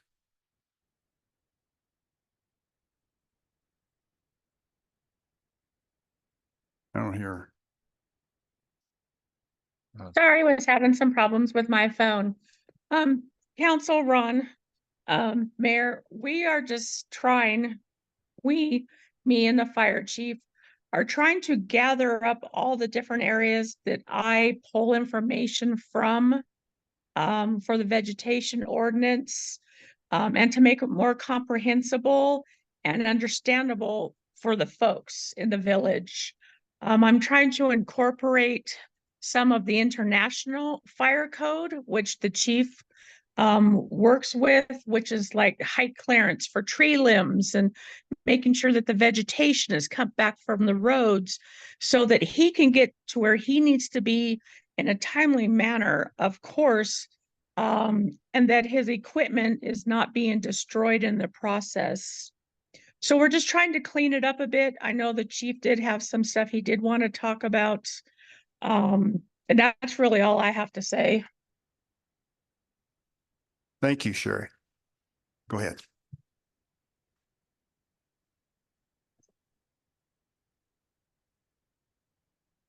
Good evening, Mayor, Council, Administrator Curry.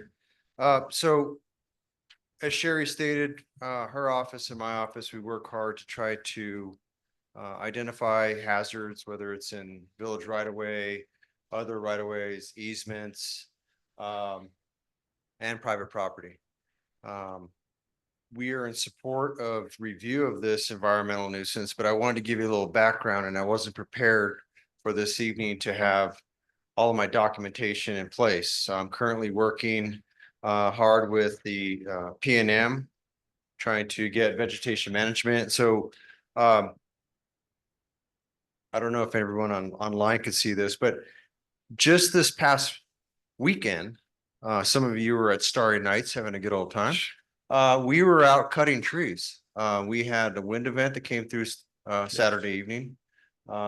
We had trees that had fallen, blocking roadways on Saturday. This particular tree that we have up was identified last year as it was in the power lines. And we were working on a budget and trying to get it mitigated in partnership with MRGCD and the Village of Corrales. This is along the San Mateo drain down by Applewood. And you could see it fell over. Luckily, it didn't fall into the power lines or but it did block access roads. So,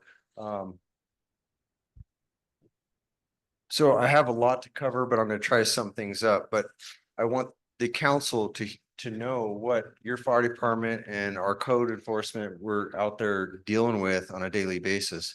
That last little video was a power line that was arcing. That was along the ditch bank near the Bosque. That one right there is in a tree that we had last night. Some of you may have lost power for a short period of time. That was in a cottonwood tree on East La Entrada. It's a preservation tree, I believe, or it's one of those trees that's protected.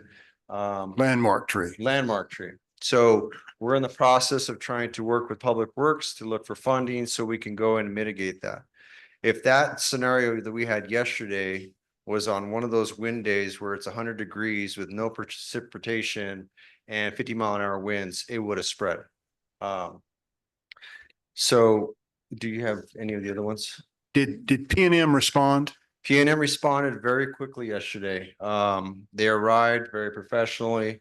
They said, sorry about the delay, and they arrived within the hour. However, on Sunday, we had to wait. We had fire crews standing by a power line that was arcing near the Bosque for 3 hours, maybe more, until we got a response from PNM. And then they had to mobilize tree crews that had to eliminate the hazard. This was a very large section close to the Bosque that was just arcing in different areas. So it took them until about 11:30 at night to clear that area. So they cut the power. Yeah, and I don't know if you. Look, it looks like those were the only ones that came through. Oh, okay. I had some other photos. I wanted to capture some of the things that we're dealing with when we have to go down some of these roads, whether it's village-owned roads or private roads. We have a lot of vegetation that has been neglected over years, whether it's private property owners allowing vegetation to encroach in the right-of-way for our fire access. And I had a photo tonight, and sorry it didn't show up, but one of my smaller brush trucks can barely get down to this road for a medical emergency. So in no way are we trying to look at these ordinances and be disrespectful to property owners. We're just trying to make our community safe. I have personally went door to door trying to educate citizens about my concerns when it comes to fire response and how they have a responsibility on their property to maintain and make it safe, but also to their neighbors in our community. And so with that, I just want you to know that I'm currently working on vegetation management plans with PNM. We've had regular meetings. We actually have one that we're going to try to meet this week.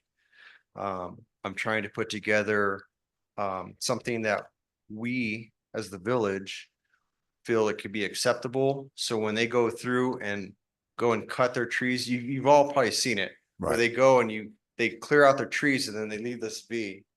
Yeah. It's not really aesthetically pleasing for the village. We're trying to come up with something that we can, take care of the ground, the surface area. So they will not cut down the whole tree.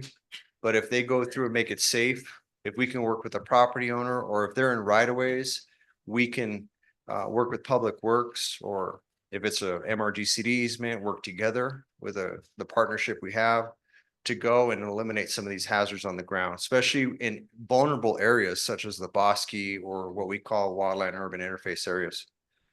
I have attended and participate with the Corrales Tree Committee. I've been trying to get their support in adopting some of these rules and looking at what we could do for vegetation management. And it's not just power lines. I know roadways are just an issue, whether it's a public roadway or a private roadway.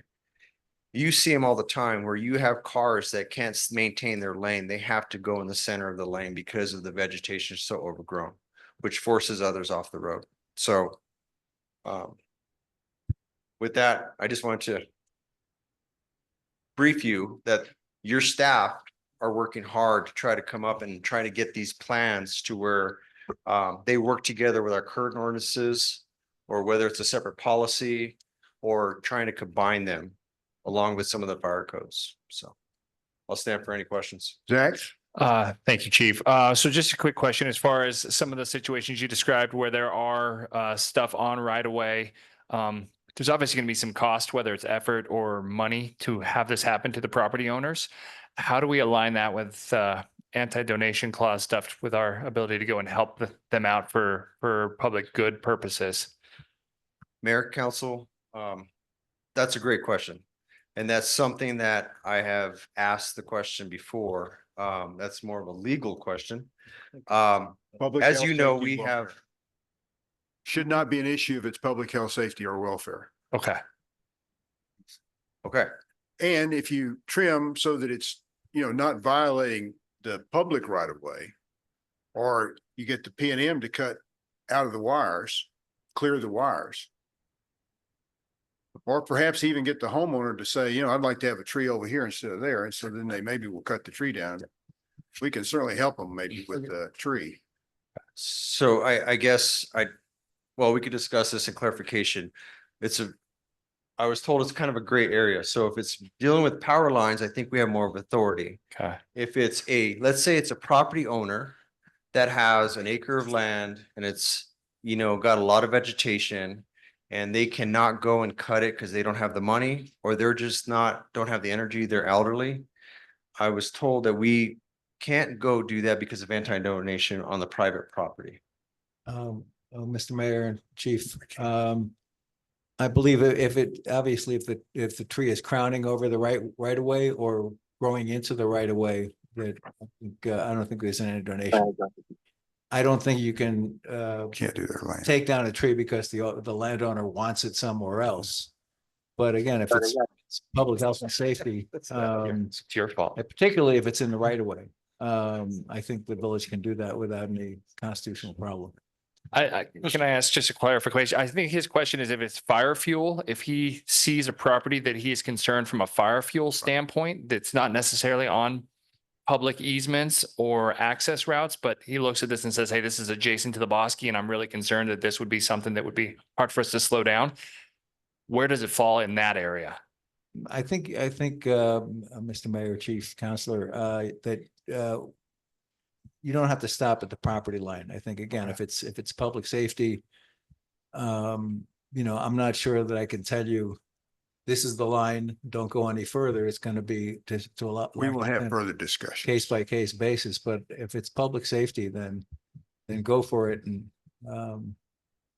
if somebody wants to raise a constitutional issue, I think there's a good defense, if you will. We will have more discussion on it. Yeah, and I think there's a lot to clarify. Yeah. But I think you understand kind of the dilemma we're faced with, because we're out there trying to make our community safe.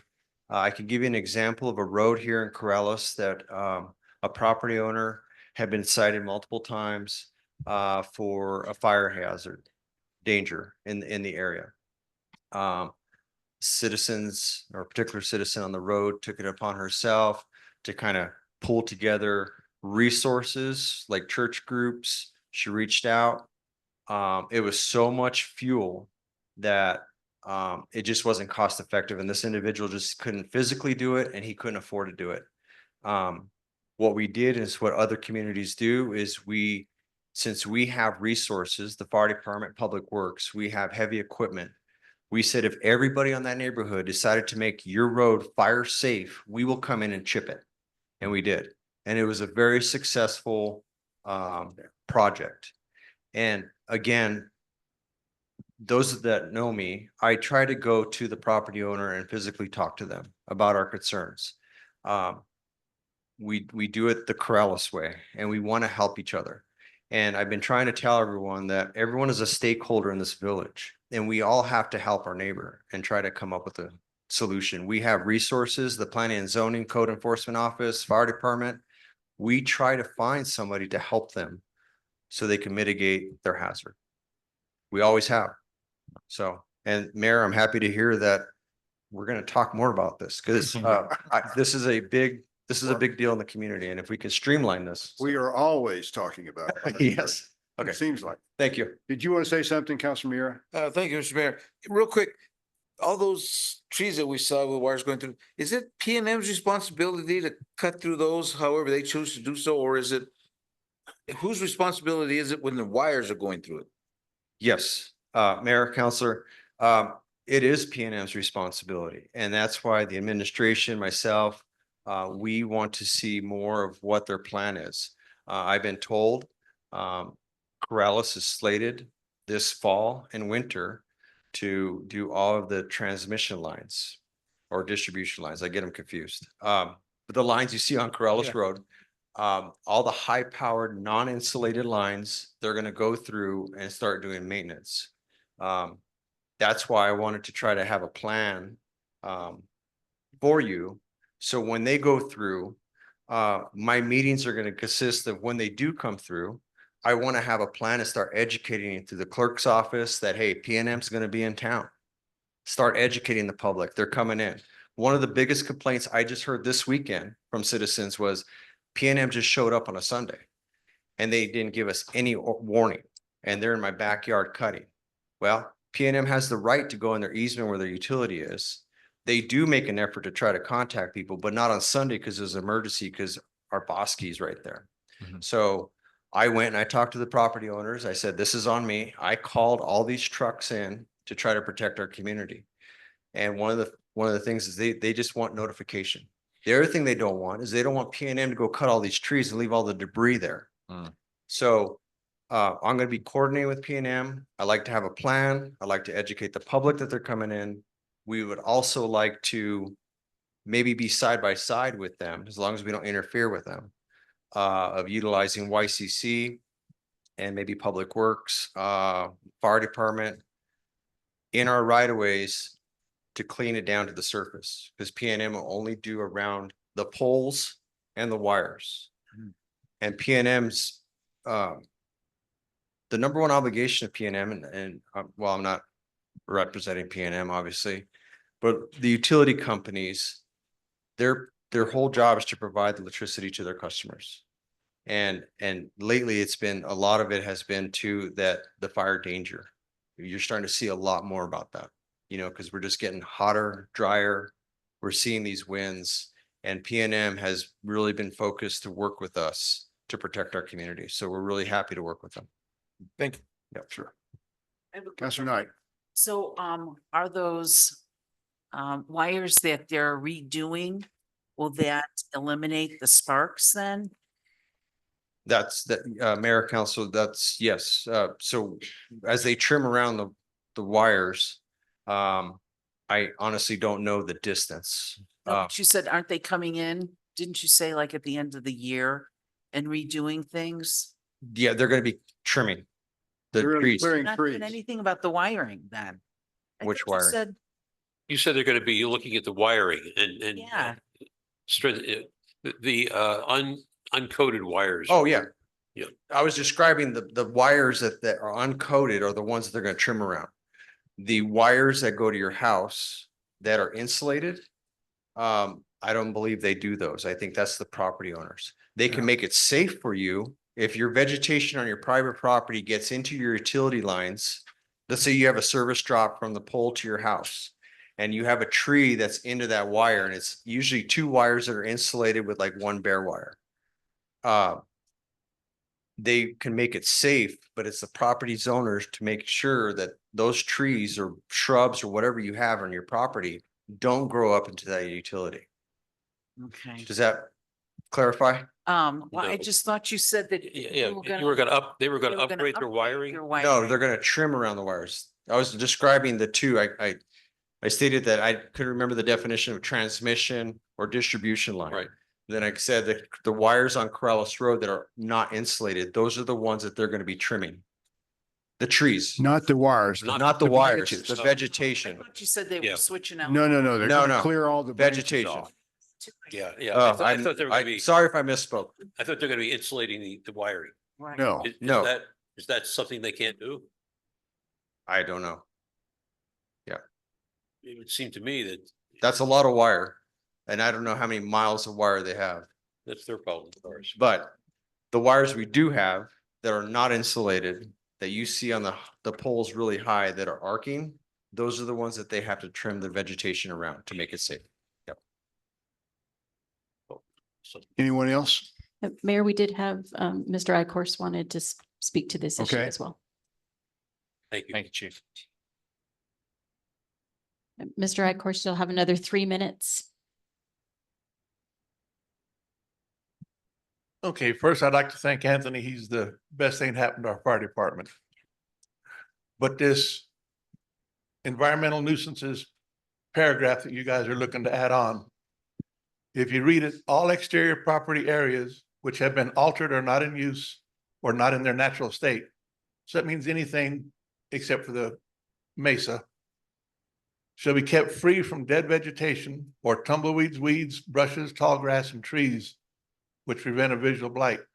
So you want it absolutely bare dirt, no weeds, no grass, no nothing. I don't think that's what it That's what it says. says. Well, You doesn't can ask say your bare lawyer. dirt. You can ask your lawyer. That's what it says. We will. It says nothing can be growing in that area. I'm not making this up. It's printed here. Okay. This is the kind of thing that I asked you before. Don't just pass something because you can. Make sure you pass it because it's right. Because the way this is read, you guys could come back and attack people all over this village because they have grass growing. Who's going to determine if it's live or dead grass? Grass doesn't die. If you mow it or water, it starts growing again. So that whole first paragraph, the whole first sentence needs to be basically stricken from this paragraph because it's misleading and very vague as to what it allows. Thank you. Thank you. Anyone else, Melanie? Nope, that's it. Anybody online? No. Okay, well, we'll move on to the next one. To discuss possible changes to section 18-42 of the Village Code regarding lighting. Does anybody have any interest in jumping in? Councilor Waldman. Mayor, just one question about the non-conforming fixtures. It's a little unclear in the second part of that paragraph. The village may require a non-conforming use to be corrected to the standards specified in this section. The village determines that the non-conforming use is creating a nuisance glare or disabling glare as defined by section 1829. Prior to that, it talks about all non-conforming when they become inoperable or they have to be replaced. They have to meet the new standards. But the second half of the paragraph seems to indicate that if it's non-conforming, then whether it's the homeowner or the business would then have to comply with some new standards.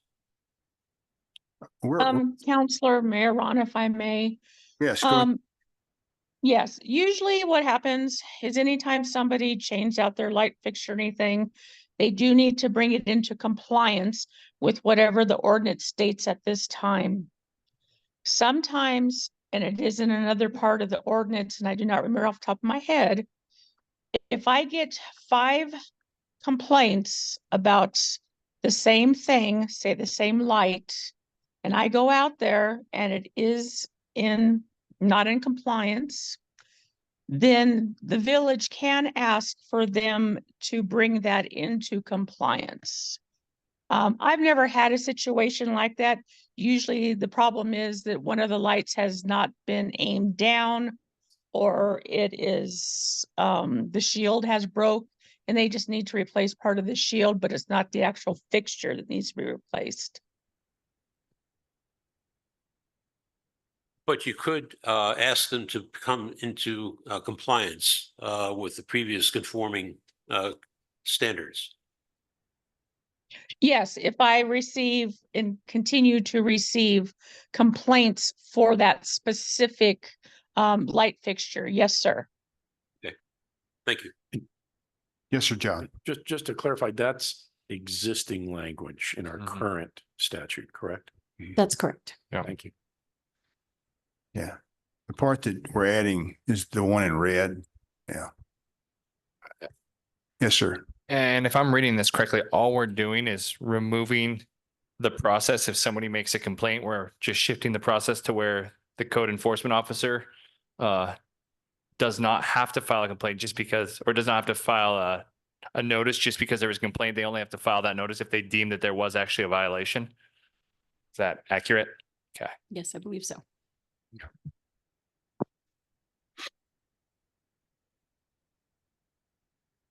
Okay, any further discussion? Anybody else want to say something? All right. Okay, I think Mr. Ikorst also wanted to. Oh, Mr. speak to Ikorst, come this. on. And you'll have another 3 minutes. Okay, this may not be the part you guys are amending, but it's a wrong part. Section E, number 4, any light falling onto adjacent property or streets that results in nuisance glare or disabling glare or exceeds the UGR's maximum value shall not be permitted.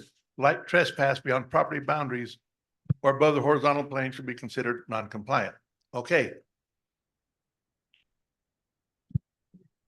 Number 12, UGR's measurement of a fixture shall be recorded from a point of observation which is at the boundary of the property of origin of the light source. The definition of a UGR is a unified glare rating. I'm not an engineer, I'm a pipe fitter, but I know enough to go look, see what in the heck you guys are talking about. A UGR is an expression of the relative intensity of the light fitting compared with the intensity of the light from the surrounding area as perceived by the viewer. A UGR can only be calculated for an indoor lighting installation. Cannot be used outdoor, so it can't be from the property line at a specific point in the room. The CIE, the Internal Commission of Illumination in 1995 passed this, and it's a psychological parameter to measure an adverse discomfort from electrical lights. But UGR cannot be used to check any light intensity outside of the room. Thank you. Thank you. That was. Anyone else? That's it. Anything else? Okay, well, that was just for discussion and we'll keep working on it. Announcement of future agenda items, adoption of ordinances 24-12, 24-13, and 24-14 on September 10th. Further discussion on suggested changes to the noise ordinance on September 10th. Presentation from CNM President Tracy Hartzler regarding CNM general bond election on 9/26. Presentation from County Commissioner Catherine Brook regarding county general bond election on October 8th. And expanded early in-person voting for the general election will begin October 18th. Is it already time for that? It is. Gosh. Yep. So the community center will be closing for rentals on October 16th and will be closed through election day for early voting here at our community center. So any other thing you want to put on a future agenda item that you can think of right now? If it comes to you later, please send us an email. Okay, with that, we're done with the business session. Meeting is adjourned. Thank you.